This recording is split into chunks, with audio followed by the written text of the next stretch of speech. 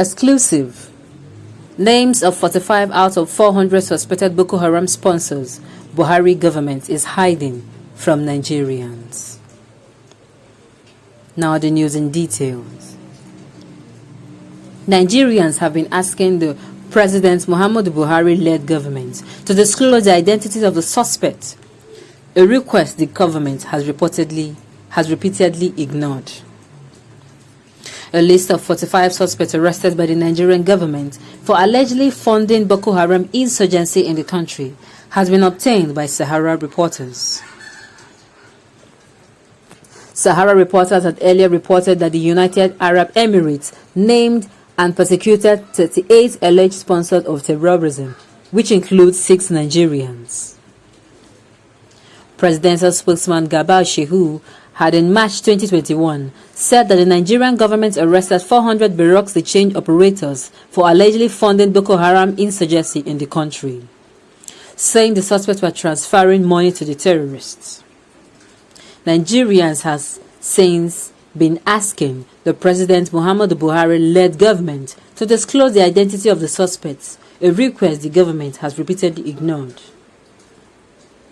Shehu's colleague Femi Adesina on Tuesday said that the Buhari-led government is not interested in naming and shaming the financiers of terrorism, but in their prosecution. On Wednesday, Attorney General of the Federation and Minister of Justice Abubakar Malami, SAN, who is in the United States as part of Buhari's entourage to the United Nations General Assembly, also said the government would not name and shame the suspected financiers of terrorism before they are tried and convicted. He added that shaming and naming of suspects is not embarked upon as a policy by the federal government out of sheer respect for the constitutional rights of Nigerians relating to presumption of innocence. Malami has said this in a statement. It is a product of constitutionalism and the law. It is rooted in the law, and the names of the suspects will accordingly be made public at the point of judicial arraignment, while the trials are judicial processes and not about media sensations. Naming and shaming in the Nigerian context must be rooted in constitutionalism.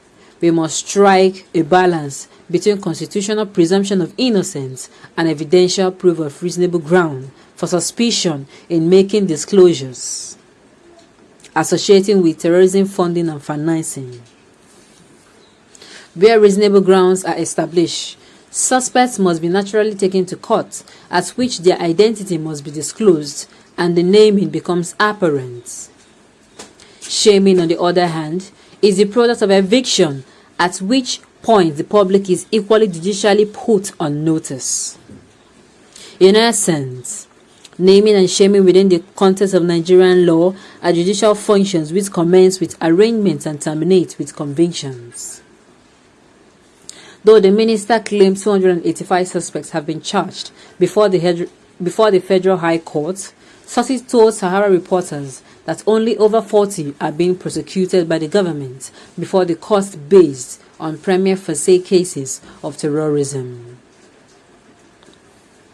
They include Saidu Ahmed, Ibrahim Sani Bello, Mustafa Musa Adamu, Abubakar Sadiq Garba, Hussein Adamu, Mohammed Sani Adam, Abdurrahman Ibrahim, Ghazali Yusuf Ali Yusuf, Abubakar Adamu Yelu, Zahuruddin Bashar, Haruna Galba Garu, Ibrahim Ali Usman, Hassan Idris, Musa Emma, Alashim Mohammed Al-Mashim, Baba Somalia, Bulama Taha, Abubakar Ali, Mohammed Amber, Danlami Hassan Nadabu, Danladi Tali Inuwa, Bashar Ali, Mansur Mohammed Usman. Others are Musa Tasiu Yao, Awalu Ali Al-Hassan, Sadi Saidu Abdullahi, Suraj Adamu, Muhammad Aulu, Ismaila Abdulaziz Muhammad, Monzali Ashiru Gambo, Yazid Muhammad Usman, Mabil Zakari, Gambo Awolu, Muhammad Abba, Bashir Idris Shuaibu, Mohammed Yahya, Awolu Ibrahim, Abdullahi Umar Usman, Dahiru Umar Mohammed, Abdullahi Muhammad, Abubakar Yahya, Hussaini Lawali Idrisu, Ladin Ibrahim, Nuruddin Gani Aliyu. Sahara reporters had in April reported how over 400 persons were arrested by a security agency during the nationwide crackdown on the suspected finances and collaboration. They were reportedly arrested in an operation being coordinated by the Defense Intelligence Agency (DIA) and in collaboration with the Department of State Services (DSS), Nigerian Financial Intelligence Unit (NFIU), and the Central Bank of Nigeria (CBN).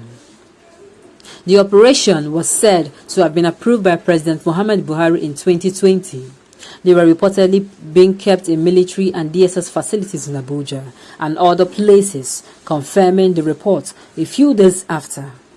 Balami said the Nigeria government embarked on a wider and far-reaching investigation into terrorism financing after the conviction of Boko Haram finances in the United Arab Emirates.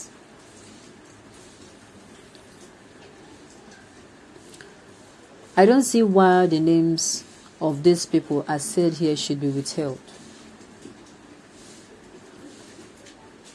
If you are a citizen of this country, there was a program called Crime Fighters.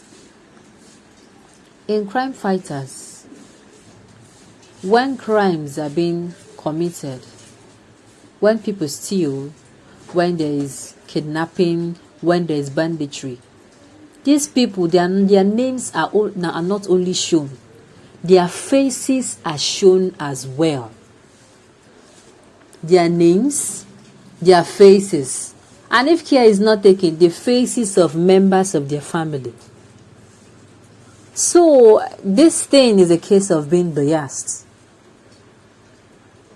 It's a case of being biased. Why will they not be able to say their names? Now it has not gotten to this issue, and all of a sudden, the Nigerian government now cares for their names after the whole incident. They might be innocent. Oh no, their names should be told to the way these people that committed crime, those that stole, those that committed banditry and all sort of crime, their names should also be made known, and if possible, their face is shown, so we can see these people for who they really are. Thank you all for listening to the news today, and enjoy the rest of your day.